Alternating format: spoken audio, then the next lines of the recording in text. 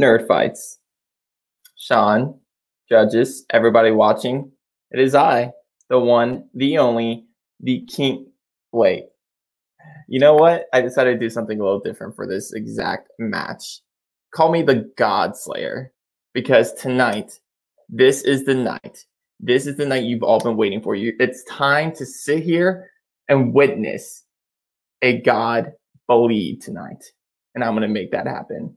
I'm going to get up there. I'm going to take him down. I'm going to show him how to actually debate. And I'm going to prove to everybody he's not indestructible. He's not unbeatable. He's not invincible. And, well, I'm here to prove one other thing. I'm the King Slayer. I'm the God Slayer. And this goes out to anybody out there. Nerd Fight, Trivia. It doesn't even matter. Everybody out there, remember this. Don't ever feel safe on a throne. Don't ever feel like no one can bring you back down, because the moment you feel like you're at the top of the hill, you are sitting on a throne looking down on everybody else, and you think you're better than everybody else, that's when I'll come for you. And tonight, I'm going to do just that. Sean, watch your back. The Kingslayer has his eye on you.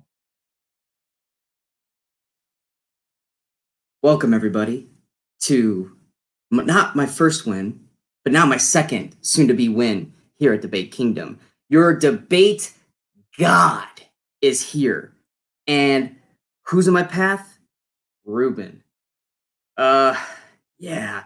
You say that I have nothing to show for it. I am 9-0. I have 4 knockouts, 4 TKOs. I've never been in a speed round. You're 3-0 with 1 knockout. Yeah, I remember when I did that. That was when I was in a tournament and I murdered everybody. Are you the King Slayer or are you the God Slayer? I'm a god amongst kings that this league has none of. I am the top echelon of debate in TMG. You are just a guy who wants to be a commissioner because he can't debate normally. You are like a coach who wants to teach players how to play. If you can't play the game, you try to coach, or you try to run the league so you feel relevant. Today, I'm going to show you why you don't belong in this league, why you don't belong in the same debate circle as your debate god, Sean Two Belts Wasserkrug. This is going to be quick. This is going to be more painful than you've ever imagined. Worse than when you got your butt kicked by Andrew James Barr. The debate god is ready to put his second win of Debate Kingdom on the board. And yes, you want to make a god bleed. Well, guess what? I got punched in the face during Sports Brawl. What did I do? Wiped it away. Still your Sports Brawl champion. Nerd Fights, get ready. Your debate god's on the clock. This is going to be quick. Let's go. Hello, everybody, and welcome to the continuation of Day 1 of Debate Kingdom. We have another title match for you tonight. It is Sean Wasserkrug, the champion of Nerd Fights, versus the challenger, Ruben, the Godslayer Colon. I am the master of ceremonies here tonight. I'm your host for this championship match. And let me talk real quick. Fortunately, I don't have to judge this, because it's going to be a hard one to judge, so I'm kind of thankful for that. I got 3 great judges. First, we got a man who has history with both these guys, a lot of history in this league. So I'm sure he's bringing a lot of knowledge, a lot of past experience in his judging night. It's Alan, Dr. Specimen Shepherd. Alan, how you doing tonight? I'm doing great. I'm going to be impartial tonight, because I want both of them to No, I'm kidding. I love both of these guys. They're here for a reason. This is going to be a slugfest that I'm excited to judge. I'm excited to witness. This is going to be nothing but fun, baby. Let's do it. All right. Thank you, Alan. Our judge number 2. You know him. You love him. You see him all over the place. Playing trivia, doing debate, judging matches, whatever he's going to do. He's one of our favorites. It's Ruben. How you doing, buddy? I'm good. Thank you for the kind words. Yeah, I've been judging a couple of these matches back to back pretty recently, so I feel like I'm ready to do this one. I've seen Ruben a couple times now. I haven't had the pleasure of judging Sir Sean, the so-called God. I will see if that moniker holds true tonight, or if the other moniker now is going to come true. So I'm excited. All right, fantastic. And our third judge, You know him from such debates as Dumbledore is the worst villain in Harry Potter.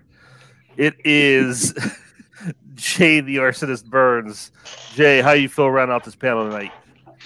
Oh man, you know, you think you're out and then they pull you back in. No, I'm here to see two people that I know can bloviate do just that. Hopefully some of their sentences make sense. I've heard them both talk normally and it's difficult to understand the both of them. One wants to be a king slayer, a god slayer. You're barely a goblin slayer, my guy. The other one is double belted, but neither of those belts technically exist. I'm just here to talk shit on both. No, I'm kidding. I'm here to judge fairly. I'm here to be as impartial as possible and give you what I think is the best argument, or at least my idea of what the best argument is. All right. Well, thank you for vamping, Jay. Well, I got my timer all set up. So without further ado, let's get our competitors into the ring. Introducing first, officially, with a record of 3 wins, 0 losses, and 1 knockout, your challenger, Ruben the Godslayer Colon. And his opponent, with a record of 9 wins, 0 losses, and 8 total knockouts. He is your debate god, Sean 2 Belts Wasserkrug. You're all welcome for being in my presence. All right, gentlemen, you know how this works. It is 5 questions to a finish. Each question, you will be given 90 seconds to open. You will get a 5-minute debate format, followed by your 60-second closing. From there, we go to the judges. And no overtime, no speed rounds this one. Just best of 5. Good luck, gentlemen. And with that, we will start our first question. And question number 1. In the realm of DC, what is the best action sequence of the Dark Knight trilogy? And Sean, as champ's privilege, I'll let you decide. Do you want to go first or second in the opening here for this first round? I will let the challenger go first. Okay. Ruben, as soon as you start talking, you have 90 seconds. Best Dark Knight trilogy action sequence.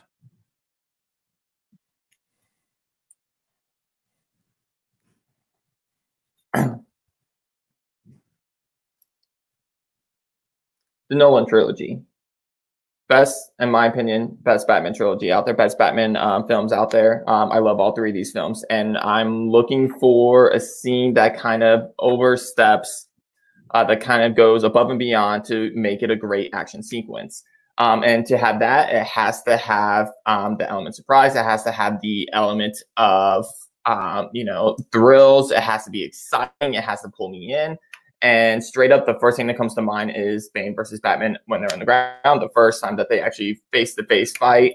And I focus on this one specifically because Bane completely demolishes our Dark Knight. He completely breaks him in half, and it's a great fight scene where Batman's throwing everything at him, different abilities that he's accumulated over time, and he's from his vision in the dark and all these other abilities, and Bane's just turning around and using it against him, and he's outmaneuvering and outdoing Batman in every single way, and this makes for a very exciting action sequence between the two.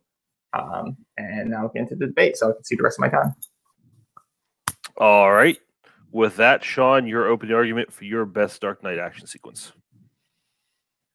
When it comes to an action sequence in a film, you want something that's going to keep you on the edge of your seat, that's going to, kind of a lot like Ruben said, it's going to keep you that element of surprise. It's going to make you just go, holy shit, every 5 seconds to something that happens. And basically, when you leave that film, you're talking about this action sequence. You're talking about how amazing it was. You're talking about different parts of that sequence. And it's something that sticks with you long after you've seen the film. And for me, when it comes down to the Nolan Dark Knight trilogy, there's one scene above them all that is orchestrated masterfully by Christopher Nolan. And that is the Joker's truck rampage scene in The Dark Knight when they're trying to escort Harvey Dent.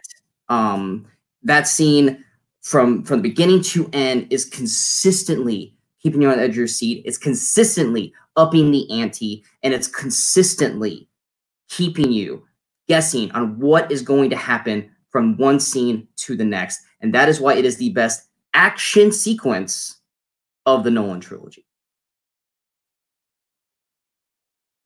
And I'll concede the rest of my time. Here's the thing with yours, Ruben. It's a great fight scene. It is probably the best fight scene in the trilogy. But the question is best action sequence. Yours is mostly in the dark. And I'm sorry, the one weak link to the Batman Nolan trilogy, as much as I love it, I agree, it's my favorite Batman trilogy as well. The fighting is very clunky. Nothing is exciting about it. It's basically just punching, punching, and punching. There's nothing real exciting about it. The whole thing about it that is interesting at all is it's the first thing between Bane and Batman, and you're saying that it's full of surprises. It's not. It's taken straight out of the comic book, man. We all know how it was going to end. It was going to end with Bane breaking Batman's back. But like I said, in terms of an action sequence, it's just a 3 to 4 minute fight scene. Mine is a consistent action sequence from beginning to end. Okay, so a couple things. First off, you mentioned that just because it's a fight scene doesn't make it a great action scene. Just so you know, people go see superhero movies because they want to see fight scenes between the heroes and the villains. That's what they go to see, and that's what the action scenes that they go to actually see in these films. Yours, when I talk about surprise, I'm talking about Bane demolishes Batman, and while Batman's using all the different abilities that he's accumulated. You brought it out from the comics. Not everybody reads comics. But you also mentioned that yours has surprises. The train scene now, I will say your scene actually leads up to a surprise later down the road. But as far as your scene directly, your action sequence itself, nothing happens in this sequence that is surprising. It's Joker shooting rockets, trying to attack, trying to come after. No surprises. What surprise are you talking about? Let's see. You have the fire truck blocking the station. You have to go underground. You have the semi truck showing up with Joker just shooting a bazooka out of nowhere at these trucks. Batman comes in, runs full speed into a garbage truck, plants it into the freaking ceiling. Then he does a freaking leapfrog over another car to block a bazooka shot from Joker. Are you telling me you predicted that those things, just to start, that those things were gonna happen? You knew. Oh, no. I'm not saying that at all. I'm saying like what you're describing to me right now sounds like a. That's a surprise. You said mine has. It sounds like you're describing a shitty Fast and the Furious scene. Okay, that's exactly you're bringing up a car scene. Fast and Furious scene. Don't you dare. That's exactly what you're explaining to me. You want to talk about car chase. You're trying to make the car chase the main focus of an action sequence in the Dark Knight trilogy. And honestly, like if you were going to go that route, you should have when Batman Begins to train heist. You have the fight scene, and you also have Gordon driving the Batmobile, which is a surprise. And that's the direction you wanted to go. But no, you chose this specific scene and nothing exciting. Like it's just Joker chasing after a cop car, which we've seen it done in multiple movies. Is the villain chasing. We literally have bazookas being shot. We've got guns being shot at an ammo truck. We are watching the effects of the inside of an armored truck being blistered by bullets. We're talking about action sequence. Those are fantastic action sequences. We have the Batmobile literally like broadsiding up a garbage truck. We have a helicopter that is literally getting shot down by steel cables. You told me that's not an action sequence? We have the Batmobile getting destroyed. I never said I agree. It's an action sequence. What I'm trying to describe to you is that there's nothing that makes it different from anything that we've seen before. It's just like a generic car chase scene. That's all it seems like to me. Just like a generic car chase. Now, after that. But you want to go? Let's go back to the fight scene. The Bane versus Batman scene takes Bane and Batman, puts them in an environment where Batman has to go above and beyond to a point to where he's never gone before. You look at the other films; he's never had this much difficulty facing a villain before. And there's punch, thrown to the ground. No, it's much more than that. Batman's actually bringing out his different abilities. He's actually using different things that he's learned in the other films.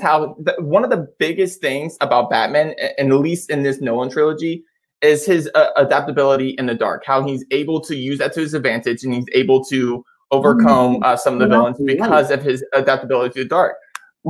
So he shuts off the light, and one specific scene of that fight, he shuts off the light, thinking that he has this advantage against Bane. And guess what? Bane says one of the most incredible lines that, and I will admit this film is not that great, but he says one of the lines that stuck to me from any villain, and that is that Batman might have become he was built in the dark and whatever. But Bane himself, he was raised in the dark. He lived in the dark. He was brought up in the darkness, and he ate over. Mine literally has a semi truck that freaking flips over its own face. That is an action. Right again. Okay, two great arguments, two great Batman scenes. We got a big chase scene. We got a big fight, a big battle. So, guys, you have 60 seconds here. You're going to get to tell us your closing arguments as to why your action scene is the best scene in this great trilogy. So, Ruben, you started off. You let it off with the opening. So, Sean, you're going to go first in the closing. 60 seconds whenever you start talking.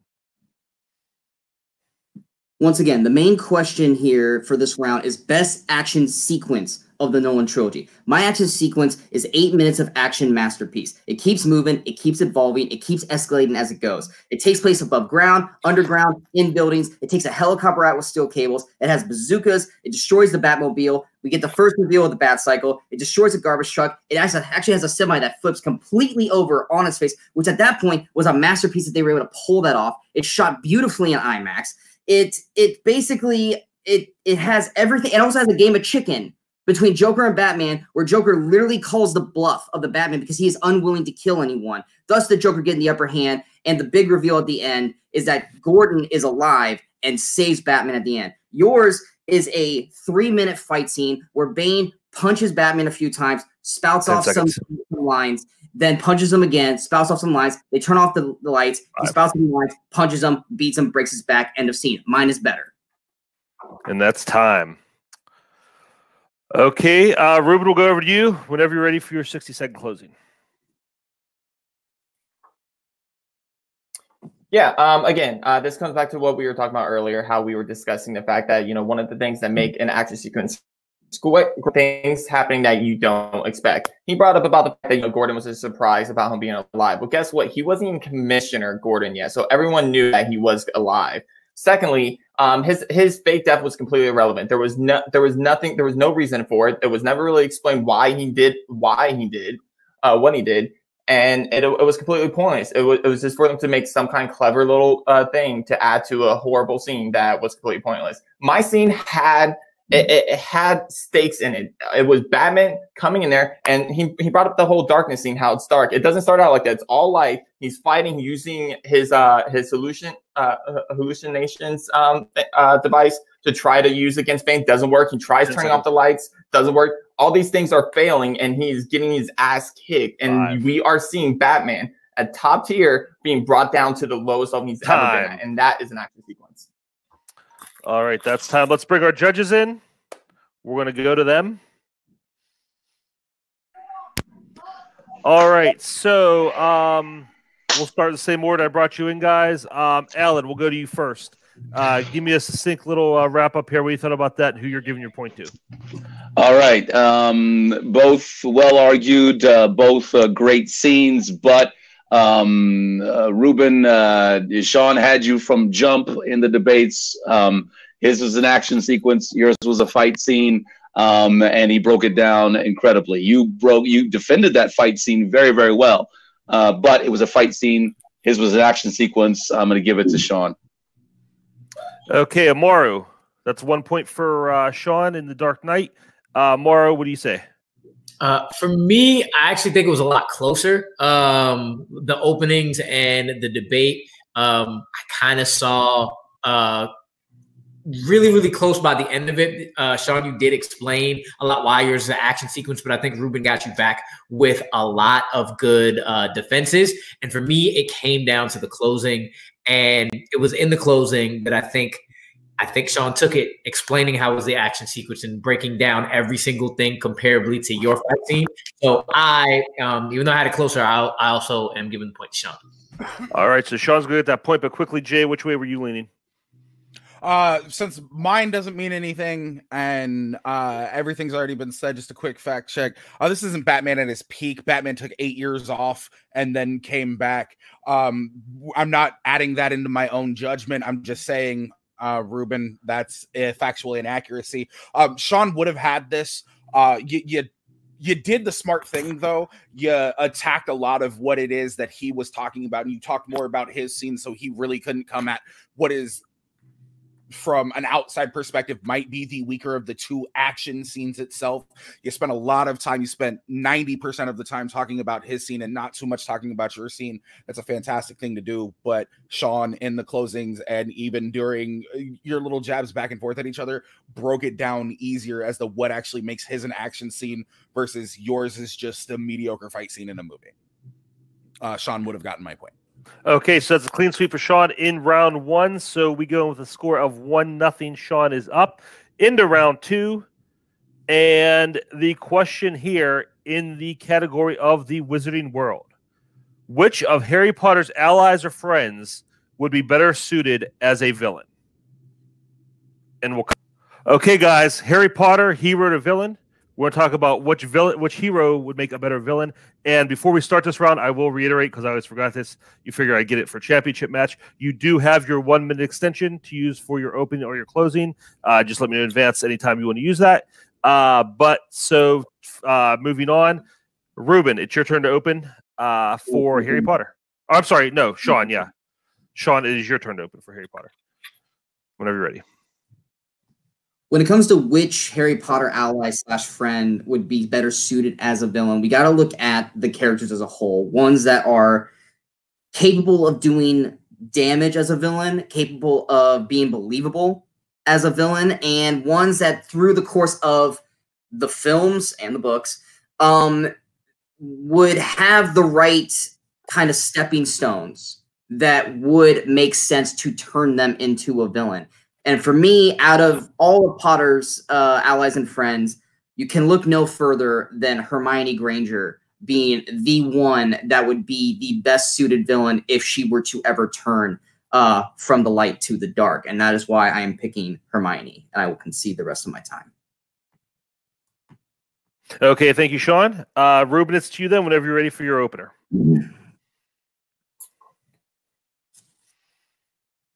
This is an easy answer for me.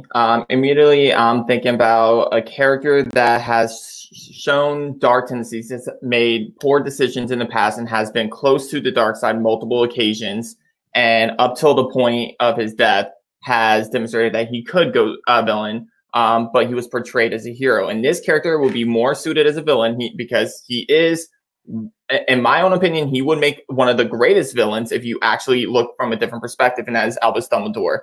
He was close to Grindelwald. He actually had a romantic relationship with him in the books, and in the Fantastic Beasts films, you can tell that they had that connection. He wouldn't fight up against him at first. He was part of the reason why his sister was killed. There was the whole him being, even though Tom Riddle was growing up becoming a dark wizard, Dumbledore chose to ignore that at first. So there is so many little hints that Dumbledore is a villain, that he could become a villain. And they decided to portray him as a heroic character, and he's one of the most powerful wizards. And it would have been so much more exciting to see this most powerful wizard with the likes of Voldemort, with the likes of Grindelwald, and make a bigger challenge for all of the heroes. And I think that Dumbledore is the perfect fit to be a villain because of that reason. And I will concede the rest of my time. All right. Thank you, gentlemen. And let me just get my timer back up for your 5 minutes. And whenever you're ready for your general debate, you can begin. Look, you stated it. I'll start this time. Okay, go ahead. Go ahead. All right, I'm going to start this time. So straight up, Dumbledore is one of the most heroic characters in the books and the films. However, he has shown dark tendencies where he could go towards the villain side, and they never actually focused on it. They never actually gave him the opportunity. I think he would be more suited as a villain because he's a top wizard. He's one of the strongest wizards. He's even admitted that he didn't become the Minister of Magic because of his dark tendencies. So these are just signs that would show that he could become a villain. They decided not to go that route. But I think without a doubt, he actually has the potential to be a great villain. Whereas Hermione has nothing going for her except for that she's one of the best witches of her time. That's all she has going for her. There's nothing else that kind of portrays her to be a good villain. Thank you for totally proving my point here. Dumbledore's had multiple opportunities to turn evil. He didn't. He had his chance to be Wizard Hitler or Wizard Mussolini or whatever. His character chose not to do that. He chose to be a happy old man teaching kids and knitting and liking knitting patterns and all that fun stuff. Hermione is literally a kid who was bullied profusely. If she had never been friends with Ron or Harry, it would have been so easily for her to go dark side. She studies everything, even the dark stuff, because you never know when she might need it. She's totally okay with breaking the rules because whenever, yes, she likes to give Harry a stern warning that it's breaking the rules, but then she just goes and does it anyway. She has no filter on basically taking her emotions. She almost attacked Malfoy in Azkaban. She put her wand up to his throat because he called her a mudblood. She has the ability to go dark, and if she does, she'd be one of the most dangerous wizards and would definitely make Bellatrix Lestrange scared. Yeah. Be able to rival. So all you described to me was a girl getting upset that she was being bullied. That's all you described to me. And by the way, for the record, Dumbledore was bullied when he was younger. Hold on, let me finish. Dumbledore was bullied when he was younger about his father because his father was known as like a Muggle hater. His father was known as someone that attacked Muggles, and he was criticized for it growing up. So he faced the same adversities as Hermione. The difference is that Dumbledore actually started going towards the dark side. He started to actually experiment with these dark things. He became infatuated with the Deathly Hallows, and he became infatuated with the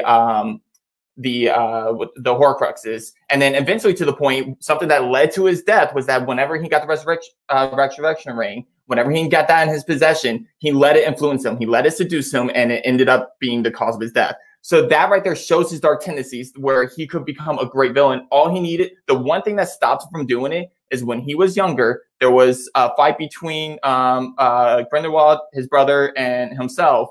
And his sister was accidentally killed, and he decided that to take a step back and that he's actually going to try to become that happy-go-lucky guy that you spoke of. You brought up you take that one moment away, he becomes the greatest villain of all time in Harry Potter lore, 100%. 2 minutes. Look, you basically said that he was obsessed with the Horcruxes. You're right. He was obsessed with them, but up to the point that he wanted to basically put all the pressure on Harry because he couldn't do it, because he wasn't able to do it, because he was too old. That does not sound like a villainous thing to do. You already heard this argument before with Jay Burns against Eli. It didn't work then. It ain't going to work now. Dumbledore, yes, he's a shitty character, and he was a shitty human being with what he did to Harry. But he had his moments to try to go bad. He didn't go bad because of what happened to his sister, which further proves that he wouldn't have done it. Hermione is like... The difference is... Ron and Harry had ever... The difference is that Hermione didn't try doing anything dark or going towards the darker side.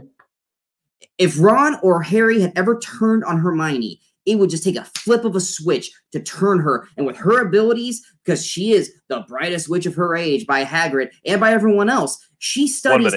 She takes multiple classes with the Time Turner. She has learned more in that whole library than probably even Dumbledore himself. All he has is age and experience on her. She is a dangerous weapon. If she wanted to, she could turn at the drop of the hat, take over all of Voldemort's men, and run everything. Harry, Ron, the rest of the Order of the Phoenix would be fucked if Hermione decided to go dark side. And frankly, the only reason she didn't was 30 seconds. Ron. Just like yours was because of his sister dying. We have two characters who are nobly good, but both had the ability to go dark side. So everything you described about Hermione, I get everything you described about Hermione is the exact same thing with Dumbledore. The one difference is that Dumbledore actually showed proof that he would do dark things. He would go towards the dark side, where Hermione stayed away from it. Dumbledore was described as the best wizard of his time in his youth, and he's still described as the best wizard of his time. Imagine that was the villain, and he actually... That's time. All right. So I'm glad I didn't have to judge this one, guys, because this is a pretty tough fight. But we're going to go to your 60 seconds closing on this one. And Sean, I believe you started. So, Ruben, we will go to you first for your closing. 60 seconds whenever you're ready. Everything that Sean has going for his character, Dumbledore already has and more. He spoke up about how Hermione was bullied, so was Dumbledore. He spoke up how Hermione was the greatest witch of her time, so was Dumbledore. The difference is Dumbledore has demonstrated that he will go to the dark side. He does have tendency to do dark things. and he is a selfish character. As you pointed out, Sean, you said it yourself. He pushed over the Horcruxes over to Harry and made him to do it instead of himself. That sounds like a selfish thing to do, and to me, it sounds like a villainous thing to do, which suits him better as a villain. He grew up. He was obsessed with the Deathly Hallows, one of the darkest death things himself. There's a whole bunch of rumors out there about maybe he is potentially death himself, and those type of arguments exactly show that Dumbledore could be a great villain. He's the greatest wizard of all time. He defeated Grindelwald in Grindelwald's prime, and he leading up to the future of the films, he demonstrated how he has no problem with sacrificing people that he loves for things that he believes is right. He admitted that he didn't want to become minister of time. All right, and Sean, you're going to close this one out. You have 60 seconds whenever you're ready.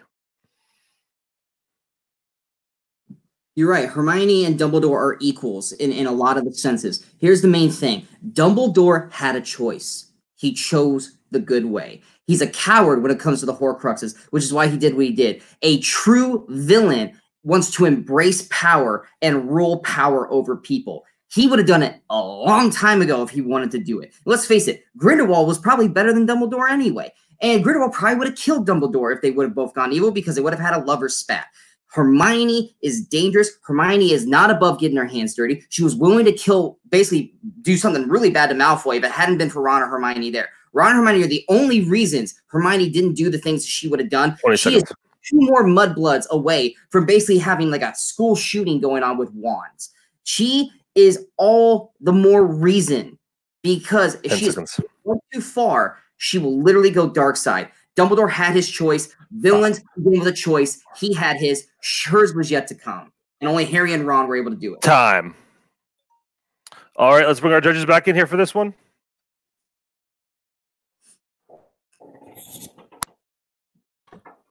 All right, Amara, you're looking stressed, so I'm going to start with you. Give us your take on this fight. This one was a battle. This was a complete and utter battle. And as I rant and rant, as I try to figure out my choice, I think I'm just gonna have to say that Ruben gets the point for me for the main fact that he brought up that Dumbledore actually chose it and then went back. Hermione's, what I'm hearing from Sean, Hermione's all potential. And Dumbledore actually went that way and then had to back up from it. So because of that, because they were equal and Ruben had that one step up, I'm giving Ruben the point. All right. Jay, we're going to come to you next. Rue, I like what you said. I agree with some of it. I don't agree with all of it. As a matter of fact, I think Sean actually levied it really hard on him when he said he had that opportunity multiple times and he stepped away from it. Potential is better than something that we've already seen, and we've already seen it fail, and that was brought up, and that's the biggest closer for me. Sean would have gotten my point. All right, so it's 1-1, and we're coming to Spaceman to break the tie. Breaking the tie with me. Wow. Thanks, guys. Both of you made very good points, Rue and Jay. Both of you knew your characters. You knew the history of your characters very specifically.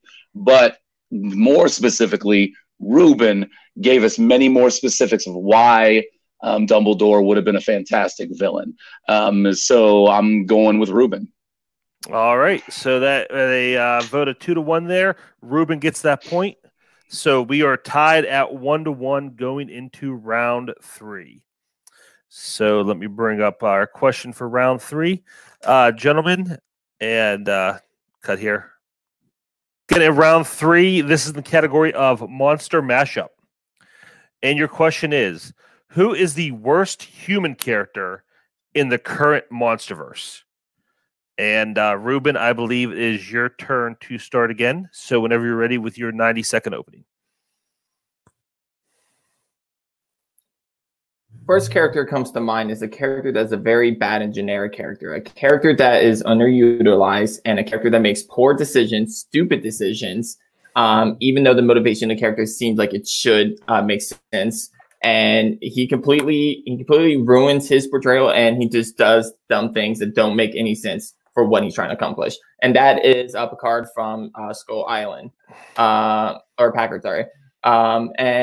So specifically, the reason why I chose him is because he's a character that is obsessed with killing Kong because Kong murdered his team, murdered members of his team. But then he makes poor decisions throughout the film where it doesn't make sense. First off, he decides to go hunt down Kong, even though he knows that more of his team members are going to die. Stupid, because that makes him a hypocrite. Then he decides he's still going to hunt down Kong, even though he knows more of these monsters are going to come out and kill more people. Stupid. He's putting more people at risk. And then the one thing that sets him off, that makes me realize he's the dumbest character to ever exist in any of these films, is that he has a detonator to kill Kong. He decides to stay behind so he can kill Kong right before he dies. And he decides, instead of pulling that fucking trigger, instead of doing the smart thing, doing the thing he's been setting out the entire film to accomplish, he decides to try to say a one-liner slogan saying, "Die, mother," and that gives Kong plenty of time to crush him before he's able to do it. So that right there is exactly why he's the worst character portrayal. All right, coming in right at time there. And Sean, will come over to you for your decision for worst MonsterVerse character. When it comes to the worst human character in the MonsterVerse, you can look no further than Dr. Emma Russell from Godzilla King of the Monsters. Her character literally makes no damn sense. Played by Vera Farmiga. She works with Monarch. She's trying to help them find the Titans and learn from them and do all this kind of stuff. Then all of a sudden, randomly, she just turns her back on them, goes with the eco-terrorists, and decides humans are the disease. We need to let all the Titans free and let them basically destroy the Earth because they will, in fact, save the Earth by killing off billions of people, and then the Earth will live again. Then, after a 5-minute monologue exposition of that garbage, after King Ghidorah basically goes, "I'm a freaking space monster. I don't follow human rules," she decides, "Oh, damn, I made the wrong choice. We should stop what we're doing." First off, you let the monsters out of the bag. You can't put them back in the damn bag. So her character arc makes literally no sense. She decides to turn on those people that she had just double-crossed the previous people for, has a moment to escape with her family, and decides, "I'm going to sacrifice myself, even though I could have gotten away with them," because she probably just would have gone into a life of being in jail. Her character is flip-floppy all over the place. Her thought process makes no sense, and not even Vera Farmiga's performance could save the stupidity of this character, and that's why she's the worst human character. 2, 1. All right, so that is the debate. It is Kong Skull Island versus Godzilla King of Monsters, and 2 human characters from that. So whenever you guys are ready, 5 minutes to fight it out. First things first, with Packard, he wasn't waiting so he could say one smart aleck line to Kong at the end. He was waiting so the Skull Crusher, I'm forgetting what the name of the creature is, could get close enough so that way he could take 2 of them out at the same time. That's why he waited, because he was trying to explode them both at the same time. It was a tactical decision. He just waited a little too long. It wasn't because he wanted to say one cool phrase before he went. But yeah, this in terms of him wanting to get revenge on Kong because his men had been murdered, to a woman who literally wanted to kill billions because monsters will make the world better, and then realize, I can't control these monsters. I made a mistake. Let's redo it, is the epitome of a stupid character and the worst character. Yours is a Vietnam vet. Okay. You're actually the way you're going right now is exactly why I have an issue with him. He's a vet. He's a generic colonel that is obsessed. That's gone wrong, and that has been seen multiple times. A perfect example is a character called just the Colonel in War of the Planet of the Apes. That is another example. It's just a character that's been done multiple times, except for this one's stupid and done wrong. Now, let me get to a couple of things. First of all, you brought up about how your character could have got away, could have survived. No, she couldn't. She sacrificed herself to draw in the Titan that was chasing after them, make it come after her. She sacrificed herself to save her family. She didn't really only sacrifice herself to save the world. She sacrificed herself mainly specifically for her family. Second of all, it's not about releasing the Titans that's going to change the world. It's about the radiation from the Titans. But what she's trying to do, she honestly believes, she has the motivation, she believes that the radiation, and there's proven facts of it because they show the footage during her monologue, the trashy monologue you called, where they destroy a city. After a little while, after the radiation that they leave behind actually makes it even better and more better than what it originally was, and it's actually growing and saving the earth. Whereas, no, I give you time to speak. Whereas, you're saying that like the Titans are just destroying the world. She's trying to save it because the world's on the borderline of destroying itself. The humans are destroying itself right now, so she's trying to prolong the earth.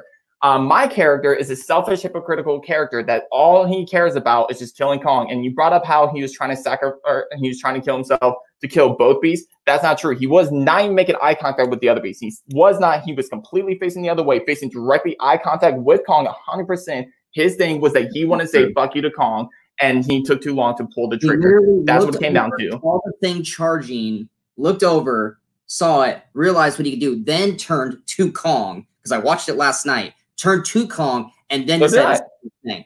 You're yeah, but he says his thing. Why didn't he? No, you just said literally in your last little argument that we've seen this character a million times before. You're right. He's a Vietnam vet. How many Vietnam vets go crazy? This guy literally is looking at this guy dismantling his team. In any other film, if it wasn't King Kong, who we love because he's a giant monkey, this guy would be the hero in the movie. How is he any different than Arnold Schwarzenegger and Predator? I'll tell you why. His solution to fixing the problem is sacrificing more of his men. He thinks that makes things better. He knows that more men are going to die. He even pulls a gun. On one of his own men whenever his own man wasn't doing what he wanted him to do. It's because he had a personal vendetta and there was nothing. And we've seen that poor portrayal in other films as well. That's what made War of the Planet of the Apes bad. That's what made this bad. Your character has redemption arc. It actually has the character has conflict. The character has a moral compass that they're trying to solve for themselves and trying to discover what is right and what is wrong. Whereas my character is just there, bland and useless. And my character is supposed to be considered the main antagonist of the film. This character that's completely bland, boring, is supposed to be the main antagonist of the film to counter against Kong. And how's it end? Boom, just like that. That's how it ends. Charles Dance is the main antagonist of the film, not Vera Farmiga. Vera Farmiga is the tweener that shows that someone can be my character. Which the whole plot device and the whole thought process of her was stupid. Yes, releasing monsters releases radiation, but she basically wants to create genocide by killing billions of people to allow it to happen. To save the earth. The earth is going to die. Everybody's going to die anyways. Soldiers to one go find a lost soldier. Because that's what this whole game plan was to go find the one soldier that he couldn't find, because you leave no men behind. And then when Kong had killed, where he thinks Kong had killed that man, it was full on vengeance, and the rest of the group was fully towards him. If it wasn't for two human characters that said, no, Kong's good, Kong's going to save us from these other monsters. And then that's when it all went to hell, which then all the rest of the soldiers left. He didn't sacrifice any of them at that point. At that point, it was still a vengeance. That's time. All right, guys. So we are going to go into our closing arguments. Let me just set my timer here. My 1 minute whenever it's my turn. Okay, so Ruben opened. So Sean, you're going to go first. And let's see. Sorry, I'm just getting my timer back up here.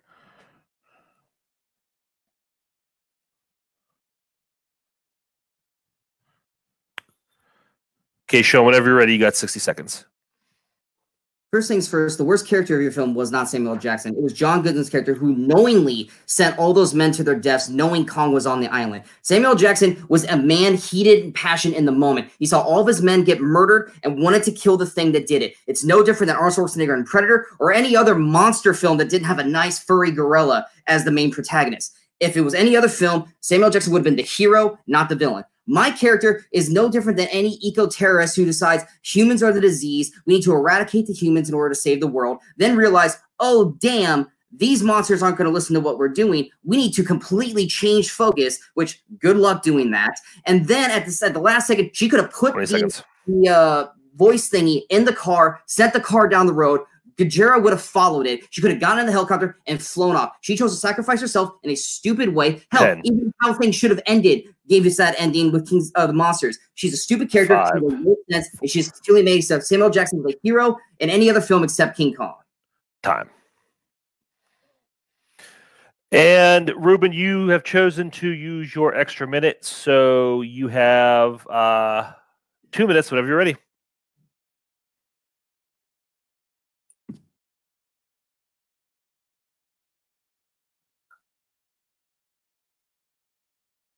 the difference between Arnold Schwarzenegger and Samuel L. Jackson and their characters in the movie. Yes, okay, Arnold Schwarzenegger was going for vengeance. Samuel L. Jackson was going for vengeance, but he was sacrificing more of his men to do it. And that is what that's what bothers me, is that his whole thing was he wants to protect his men, he wants to get vengeance for his men, but then he wants to sacrifice more of his men. There's one point where he wants to kill one of his men.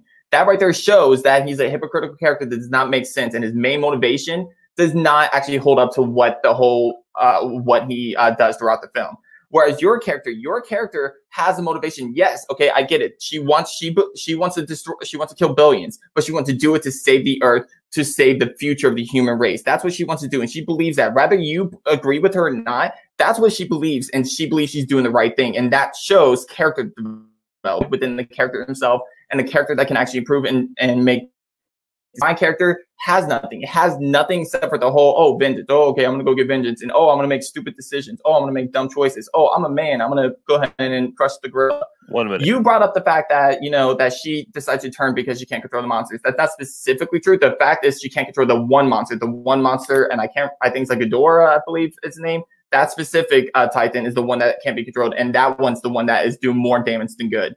That's when she decides to turn, because of that specific monster. As far as the car, you brought up the scene about the car. Okay. How much time do you think the fucking Titan's right there? How much time do you think she has? She doesn't have time to go find a pole somewhere, stick it into the driving seat, push it down, go ahead and put the device in there, make sure the device is on, and run back to the jet and still keep her family safe before that thing attacks. She does not have that much time. She has to think fast. That was the first thing she thought about. She wants to protect her family. She knows doing this, sacrificing herself, protects her family. And that's why she did what she did. Redemption arc. She has that. She has redemption. She has character qualities. My character does not, and that makes him a poor character. And what's more is that he's the main villain, and he has nothing that is compelling about him. All right, let's get the judges in here one more time. He said. Okay, thank you, gentlemen. And Jay, we are going to start with you this time. First off, I'd like to see a nice, clean fight into the both of you. Don't ask your opponent a question that they can't answer in your closing round. That's dirty ball. That being said, this was actually an incredibly surprising fight. I like what the both of you had to say. Ruben went into this in-depth look behind what makes a hypocrite, but then only gave really 1 point about what a hypocrite is. Sean went the Spock route, one life, no, this to me, this one's a draw to me. If I had to choose a winner, it literally comes down to the simple fact that, and I hate to say it, Ruben, you put up a hell of a fight and you gave a really good argument. You put a little bit more into it, even though there was a lot more of a factual error in it. To me, I would give you my point. All right, let's go to Alan next. All right. I love this. I love the two characters that you both selected. I'm not going to name drop and say that I got to hang out with Samuel L. Jackson on this film when they filmed it where I work every day, but I won't do that. I won't do that. Now, Sean, you nailed him with the he in any other movie he would have been the hero, and that was a fantastic argument, and you gave specific examples of who and why, and that was an absolutely incredible move. But Ruben, you countered it very, very well, and you did something I never thought possible. You actually made sense and motivation behind Viga Farmira's character in King of the Monsters, because Sean's right. I mean, she's a total idiot. No point. Written, it was disgustingly horrible. But you actually gave it motivation, which I didn't think was possible. So I'm gonna give it to Ruben. Okay, with that, Ruben gets the point. But Amara, real quickly, we'll go to you and just get your thoughts. Yeah, I thought this one was close, but I'm gonna go with Alan here, where the fact that I hated her character, but Ruben gave me a little bit of a pause. Like, maybe that little maybe was the one that put Ruben over for me as well. So I'm handing this to Ruben. All right. So with that, Ruben takes a 2-1 lead going into round 4. And question for round 4. Okay, going into round 4, our question here is in the realm of Middle-earth. Which character from the Hobbit trilogy would have fit in well with the Fellowship that isn't already there? Let me rephrase that because it's kind of confusing. Which character from the Hobbit trilogy that isn't already part of the Fellowship would have fit in well with the Fellowship? And I lost track. I think Sean's going first this time. So, Sean, you're going to have 90 seconds whenever you start.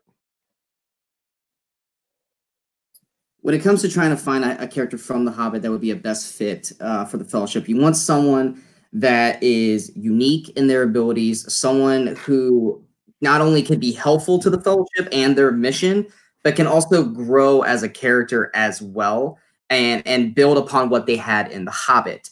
For me, that is Bjorn the Skin Changer. We saw him in Distillation of Smaug, but he wasn't in it a whole lot. We only got him like one brief moment, but his character was unique and basically enough to the point where we wanted to know more about him. Now, yes, you could read the books and go a little bit deeper and further and stuff into it, but we're talking about in terms of the films. Bjorn the Skin Changer, I think, would have been a very vital and important character to the Fellowship if he had been with them at that time, and would have only made the Fellowship stronger. Plus, because of his open-endedness in the film, it would have actually been able to give him a stronger, better story arc and potentially a better ending of his character compared to anyone else in the Hobbit films. Like so he has way too many. I mean, he can track, he can hunt, he has the ability to talk to animals and turn into a bear. So in terms of strength, he could have helped them fight the orcs. He probably could have saved Boromir. 10 seconds. Died in the Fellowship. And he can talk to animals as well. He could have rallied them together to help fight in the battle, and that's why he would be the best suited fit for the Fellowship. Time. All right, Ruben, whenever you're ready for your opening, go ahead. Keyword in this question, fit. Who fits best to be part of the Fellowship? And a character that was in the Hobbit trilogy, as well as the books themselves, that I'm thinking drawing aspects from, is Bard the Bowman. And more specifically, the reason why I think he fits better as part of the Fellowship is he's a character that is loyal and has leadership qualities, as well as he's great with the bow, and he does have special abilities as well. He's actually able, he doesn't demonstrate it in the films as much, but in the books himself, he actually demonstrates how he's able to talk to thrushes, which is how he's able to find Smaug's weak spot on him, and he's able to defeat Smaug. So that specifically is a character that fits well with the Fellowship, because he's a character that has got along with dwarves. He's actually worked alongside elves. He's worked alongside humans. So he fits perfectly into a group that is a whole bunch of different races coming together to do one thing and one thing only: destroy the ring and save Middle-earth. And he fits perfectly for that reason. And on top of that, he's also a character that has motivation behind him for him to accomplish that goal. He has a family he cares about. He has a family to take care of, and he has a family that he wants to go ahead and protect. And by joining the Fellowship and leading this charge to destroy the ring, he's able to protect them. And I'll concede the rest of my time. All right. Okay, so gentlemen, whenever you're ready, you can go ahead and start your 5-minute debate round. Okay, so qualities Bjorn from the books and the trilogy films is that he's actually a character that has a very aggressive personality that comes out. So he's very quick to eager to anger very fast, and especially in bear form, he's actually chased down the dwarves before and nearly killed them. Gandalf himself actually specifically said that whenever Bjorn is in that form during the nighttime in the book and in the films, he actually specifically told the dwarves, do not go outside when he's out there like that, because it's dangerous. That right there is not someone you want journeying along with you to go and destroy a very, very important ring that needs to be destroyed to save Middle-earth. You don't want that part of the Fellowship. He's even in non-bear form, he's still an incredibly capable and strong strength fighter. He can talk to animals and have the animals fight with them. He doesn't have to go to the bear form unless absolutely needed to.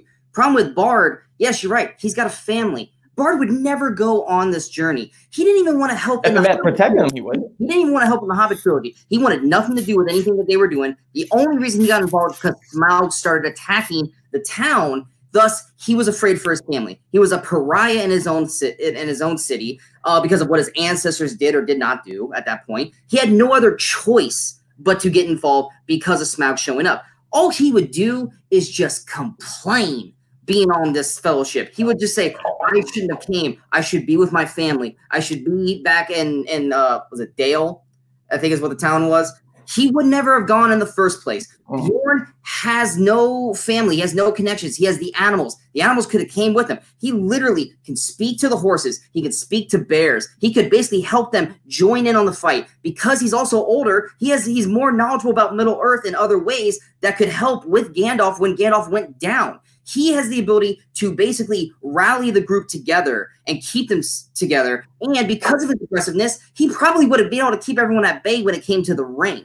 But Bard just would never want to be a part of it. Plus, besides his bowing, he's not even a great fighter. He would have died. Okay, see, so a couple things with that. One, it's not just when he's in bear form. He's actually very aggressive. He has a very aggressive personality when he's in human form too. So he's still a threat in that form as well. Something else you talked about how he can talk to animals. Guess what? Bard, actually, if you bring the qualities from the books, he actually can talk to dresses, and that's how he's able to find a weak spot in Smaug. Imagine if he can talk to a bird and figure out a safe route to get to Mordor. Another thing that you bring up the fact that Bard wouldn't leave his family and that he didn't even want to help the dwarves. He didn't want to help the dwarves because that was a task that didn't protect his family. As a matter of fact, it endangered his family once he found out exactly what they were trying to do, and that's why he wanted no part. This quest will actually protect his family because it will save Middle-earth, and he will do whatever it takes to protect his family. And if he knows going on this fellowship will lead to them destroying the ring to save his family, he would 100% do it in a heartbeat. And the last thing I will say before I pass it back over to you, is that another quality that actually keeps Beorn from being a part of the fellowship is that there is a very, very huge dislike of dwarves from Beorn. He actually says that in a line in The Desolation of Smaug. He hates dwarves. Yes, he hates orcs more, but he still severely dislikes dwarves. So that will cause a very huge rift between Gimli and him. But yet he still helped them in the end and when it came to the Hobbit. Baird, you're right. Because he hates orcs more. Even further proving my point, why he would be a helpful thing. He hates orcs more. Orcs are what's trying to destroy Middle-earth. He would set aside his differences with dwarves, just like the elves did with the whole Legolas-Gimli deal, and he would have helped them do what he had to do. Yes, he's an aggressive gentleman, but he still helped them in the end when it came to the Hobbit. Thus, he would have helped the Fellowship.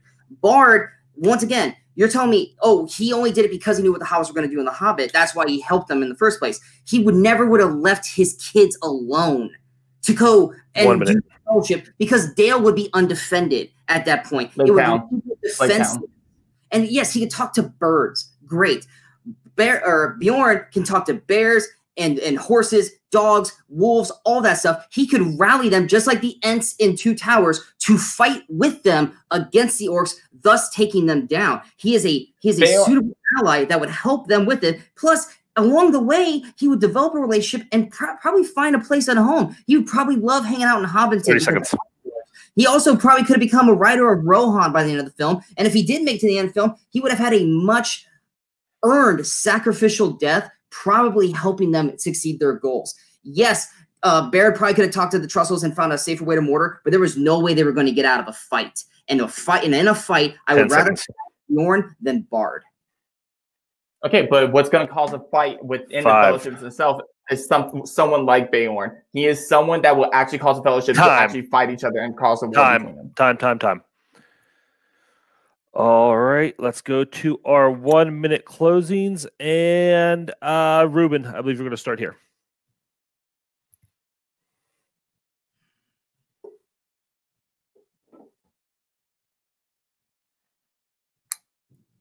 Yes, Beorn could put his differences towards the dwarves for an instant to actually fight orcs because he hates orcs more. But guess what? That journey aren't completely surrounded orcs. There's going to be times where the orcs aren't around and he's going to argue with Gimli. And with his anger issues, it's going to cause a fight. It's going to cause a very distinct divide between them. It's going to cause more problems than it would cause more help. Whereas someone like Bard, he has motivation to actually save Middle-earth. He has the motivation to do what is right. He's proven leadership skills. He's great with a bow, fantastic with a bow. He killed a fucking dragon with an arrow.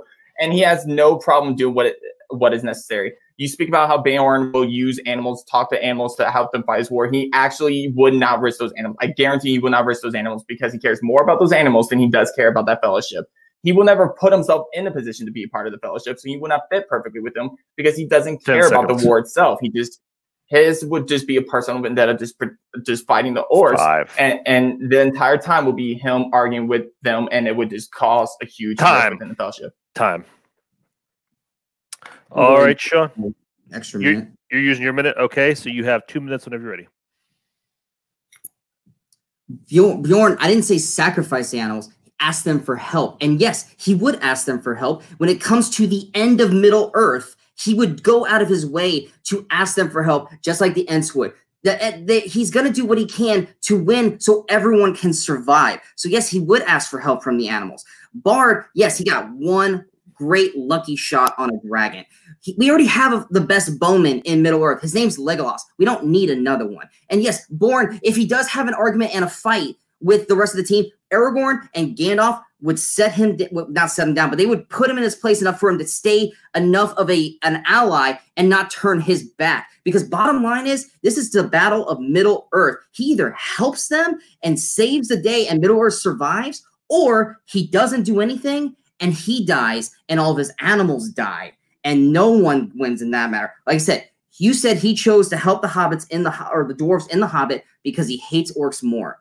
It comes down to, do I hate orcs? Do I hate dwarves? Or do I want to survive? And do I want all my animals to survive? And the bottom line is he will do what he can to keep his animals safe, and that is to fight and save them and put aside his differences with one dwarf, because it's just Gimli, and help along the path to prove it through. Plus, give this character the proper story arc that he needed to literally give a hero's death or a hero's ending to the character. Bard would never leave his children behind. He doesn't trust people in Dale, and therefore he would never leave him behind because they would probably kick him out of his house. It would also leave Dale in no defense. The orcs would come in, probably kill his children. He would never leave. And the entire time he'd be on the fellowship with them, he would just be complaining about not being in Dale with his children. He would be more likely to bail on them and go back to his children who heard the orcs were coming than actually stay and fight. Bjorn would stay and fight. Bjorn would help the fellowship in the end. Bard would just die. And that's time. All right, judges back in, please. Okay, back to the top, Alan. I'm going to start with you. Oh, why you got to start with me? All right, gentlemen, this one's the hard one. You guys, you sons of orcs, you did your homework with these characters. Every single point that the one made, the other would counter it very well. Oh shit! But I'm gonna squeak it out. The narrowest of margins, though, to Ruben, only because Sean was given Bard a few attributes, negative attributes that he didn't exhibit, that I thought that he exhibited, and that Ruben countered. And I think Ruben made a good point with that. Bjorn would cause more rift in the fellowship than Bard would. So, but that's only the squeakiest of margins, Sean. You really had some good counters there, but I'm going to give it to Ruben. Okay, Jay, we'll go to you next. This was another difficult one. This one was a lot closer than I thought it would be. Ruben did a fantastic job by pulling out this a portion of the character from not only the movies, but the book and the deeper lore as well. But he got stuck on Bjorn as this aggressive individual, and he kept trying to hit Sean with it. And every time he brought it up, Sean kind of smacked it away real fast. He said, "Oh, Bjorn hates dwarves. The only thing he hates more than dwarves is orcs." Guess what? Sean said it. It would just be another Gimli Legolas thing. There's only one there, and he would put that aside for the betterment of Middle Earth. I think with that right there, that defense right there gives Sean the one up for me in this battle. Okay, so Mauro, are you going to break the tie for us on this one? Which way are you leaning? This one was extremely close. a lot of the arguments back and forth that Ruben had and Sean had, each of them had a counter, talking about how Bjorn is too aggressive, and especially towards the dwarves, but there's only one dwarf. Bringing up each character has people they care for, and which one would be more likely to leave and stay on their path with the fellowship. That is what decided it for me. And I think in the end, the argument, Sean, that you had for Bjorn wanting to make sure that he has a safe place for his animals, I think Bard has that same for his kids. And I think Bard showed that he would do more for his kids than Bjorn would do for his animals. And Bard, Ruben to me just gave me more of a reason why Bard would do that same exact thing for his kids. For that, I'm giving it to Ruben. Okay, so with that, your winner and new Nerds Fights champion is Ruben the Godslayer Colon. All right, so let's talk to our let's go to our new champion first. Okay, Ruben, I'm here with our new champion. Ruben, you pulled it out. You are the winner here tonight. This is what you came here for. This is what you want to do. Tell me how you're feeling. Yeah, I feel great. Subrat, you knew this. If I didn't win this match, I would take a back seat because I'm going to be commissioner going forward. I wouldn't be competing for the title anytime soon. I wouldn't be in the next tournament that has set up coming up. So this was my one chance to go for the title. And if I didn't get it, then I probably wouldn't be going for it at all this year. But this specific match, yeah, I did not know what to expect. I knew I was going to lose the DC question straight out of the gates. I knew Sean made the right choice. I made the wrong choice. And then for the rest of the questions, I knew it was going to be a very close toss-up. I think the only one I was confident in potentially beating him was the Wizarding World one. And even then, I won like a 2-1 vote. And I think, and honestly, I usually feel like I did better. This time, I feel like this is the very first time where I've been in a match, and I felt like every single question, except for the first one, he definitely won that one. But every single question was literally face to face. Like we were right there, neck and neck, the entire debate. And I don't know where you guys were going to go. I didn't know how the judges were going to vote. And I'm grateful.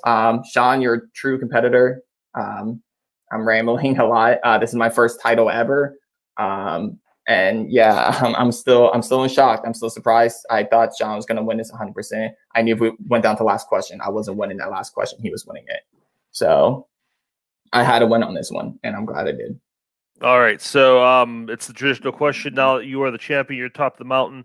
Who are you looking at? Who you think some of your, besides Sean, obviously, as the former champion, who are some people you're looking at to defend this belt against? Yeah, there's a lot of people out there. Nico's one of them. I know he has his eye on Nerd Fights. I think one of the biggest people out there that I really want to face is actually Jay himself. Jay, I've seen compete in other debate leagues. I've seen how good he is. Hopefully he eventually comes back and wants to compete. I was supposed to face him at some point during this run I've been on. Didn't get the opportunity, so hopefully I do get that. But I do know there's a tournament in the future to decide who's going to be the next #1 contender. And I would love to face Sean again. I think he'll kick my ass, but I would love to face him again. I think this time luck was on my side, to be honest. All right. Well, whatever comes in the future, enjoy it now. You are the champion. Congratulations. And we'll see you next time. Okay, I'm back now with our, unfortunately, former champion now, Sean. The match just didn't go your way tonight. I know you're probably feeling a lot. I know you really wanted this. I know that belt meant a lot to you. So I want to give you a second to collect your thoughts and just tell me if you can what's going through your mind right now. I mean, first off, I will congratulate Ruben. Ruben, you put up a great fight. Hard arguer. Definitely better than I expected you to be. So congratulations. I hope you do the wear the belt proudly. Yeah, I'm pretty pissed because yes, we should have gone to a 5th round. I could argue about the judging. I'm not going to. But a lot of the questions, the way they are worded, is not the way I feel that some of the judgments went towards. And because of that, I lost.